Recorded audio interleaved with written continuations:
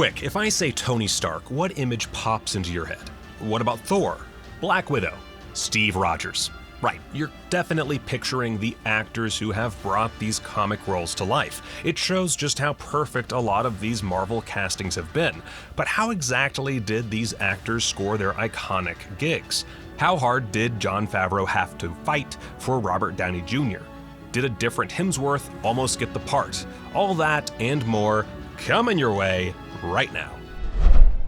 Everyone loves a good comeback story, and Robert Downey Jr. has one of the best in all of Hollywood. Right now, he's one of the richest and most recognizable actors on the planet. You'd be hard-pressed to find anyone who wouldn't agree that RDJ is Tony Stark. It's one of those rare pitch-perfect castings, but can you imagine a multiverse universe out there where he isn't our Iron Man? Well, that was almost a real possibility. Due to personal troubles in his past, Marvel was hesitant to hand this potential franchise to the actor and wanted to go after someone like bankable A-lister Tom Cruise for the role. It was director Jon Favreau who really put his foot down and fought hard for Robert Downey Jr. to get the part of the genius billionaire playboy philanthropist. I am Iron Man. If it was anyone else directing Iron Man besides Favreau, RDJ probably wouldn't have even been in consideration. Chris Hemsworth and Chris Hemsworth's muscles are just two of the most unfair things on this planet. Like, say, Asgard was a real place and there was a god of thunder, he probably would look exactly like Chris Hemsworth. But did you know that Chris wasn't the only Hemsworth in consideration for the role? As it turns out, he didn't even make the final callbacks. Back when they were casting for Thor, Chris has said that he bombed his first audition, but his brother, Liam Hemsworth, did well enough to make it to the final round. Knowing he could do better, Chris recorded himself in a hotel room with his mom reading the part of Odin and sent that in hoping producers and Kenneth Branagh would reevaluate things. Well, it worked, as that was enough to rethink Chris's Thor and give him the part. Which is great, but you gotta feel a little sorry for poor Liam. Imagine being so close to a role and then your brother swoops in and grabs it. Classic sibling rivalry, am I right? Again, I don't know why I'm asking you these questions. I can't hear you right now. Please stop talking. Scarlet Johansson is finally getting her time in the spotlight thanks to the Black Widow solo movie, and it only took 11 years for it to happen. And while Johansson is excellent in the role, I'm sure we are all aware she wasn't the first choice to play the super spy, and only got the part thanks to conflicting schedules. Emily Blunt, who people just won't stop asking Fantastic Four questions to, was actually cast as Natasha first, but then had to pull out due to scheduling conflicts with, of all things, Gulliver's Travels. So producers then offered the role to Johansson. And man, would you be a little upset if you had to give up a major role in the MCU for a family comedy film that no one's, I want to say no one's seen, but I know people have seen it, I've seen it, that no one liked? I know I would. And even though Johansson wasn't the first choice, I think it's now clear that she was the absolute best one.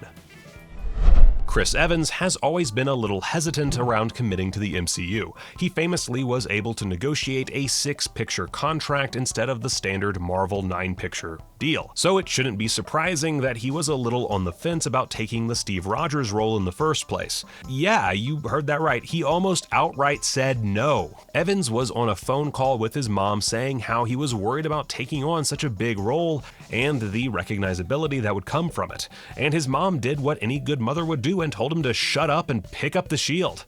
She convinced him that he definitely needed to take the role. So, thanks for that, Mrs. Evans. Tom Hiddleston's portrayal of Loki quickly turned the character into a fan favorite. Like, it's really incredible that a villain from Phase 1 grew to be so popular that they got their own spin-off show in Phase 4. Now take a second and imagine Tom Hiddleston as Thor instead. Yeah, that's a weird visual, but that's how things originally went. Hiddleston tried out for Thor, but of course didn't get it. But Hiddleston had a close connection with Thor director Kenneth Branagh, who had worked with the actor in the theater a few times and liked him so much that he offered him the part of Loki. Hiddleston didn't even audition for the God of Mischief, and I think we can all agree that he's a much better fit for Loki than Thor, right? Again, stop answering the screen. I can't hear you.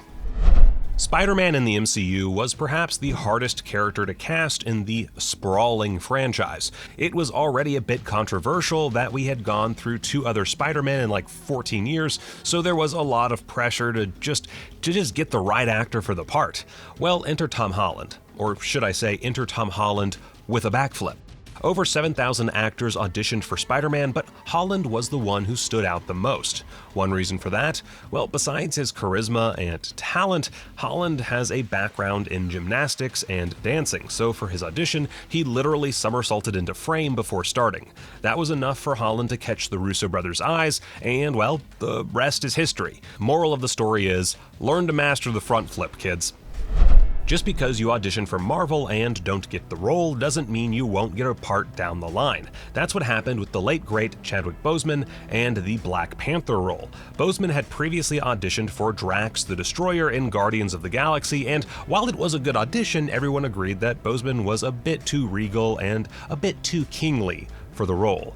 Well, when the time came to cast the freaking King of Wakanda, Marvel knew they already had the perfect actor for the role. Boseman's rising star at that time certainly helped things as well. He was actually overseas promoting a different movie when his agent called and told him to pick up the phone when it rang. And when he did, it was Marvel offering him the role of T'Challa. R.I.P. King. Ant-Man is kind of the king of awkward humor, so it makes sense that the casting for the role would be a little awkward as well. Edgar Wright spent 8 years developing the movie, but then right when it finally got started, he left the project due to creative differences. And as much as it would have been fantastic to see an Edgar Wright-directed superhero movie, I mean, I literally dream about it all the time, it just wasn't meant to be. But Wright was instrumental in casting Paul Rudd for the role. Apparently, the studio really wanted someone like Joseph Gordon-Levitt in the part, but Wright fought hard for Rudd and won that battle. But then he left the project. I wonder how Rudd must have felt after the guy who convinced the studio to cast him suddenly left. Yeah, again, sounds a little awkward. Is there anything Mark Ruffalo can't do? He can spoil movies like a champ, he can walk around not realizing he's also famous, and he can convince actors to take roles in the MCU. That's what happened with Thanos actor Josh Brolin. Brolin was offered the part of Thanos, but didn't know if he wanted to do all the CGI work. He called up his friend Ruffalo, who told him that yes, it looks weird while filming, but when Brolin sees the final result, he'd be blown away. And that's what helped Brolin decide to say yes to the project. So thanks, Mark Ruffalo. You gave us one of the best villains in the MCU. Sometimes you just got to manifest big things to make them happen.